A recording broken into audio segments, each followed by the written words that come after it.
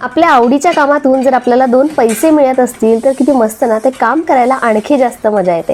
आता मला इथे स्वयंपाकाची तयारी करायची होती, पण त्याआधी ना एक केकची ऑर्डर आहे, तो केकही बनवायचा होता. आता घरी केक बनवला की आमच्यासाठी बनवत नाही म्हणून 2 कप केकही बनवले.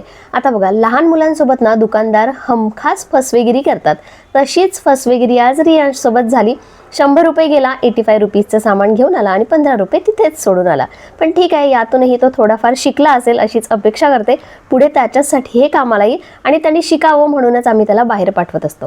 आता हे आहे माझ्या आवडीचं काम आणि हे करताना खरं सांगू मला खूप मस्त वाटतं आणि यातून पैसेही मिळतात.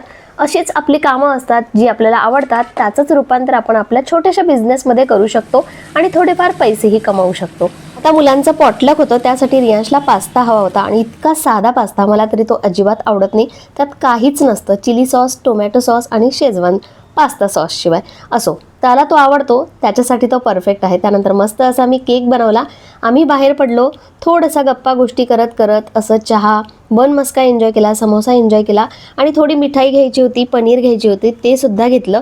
आणि बघा, सकाळी जे कप केक बनवले होते ना, त्याचं असं मी डेझर्ट तयार केलं आणि खायलाही छान वाटतं आणि बनवायला तेवढंच मजा येते. चला, भेटूया नेक्स्ट व्हिडिओमध्ये. बाय.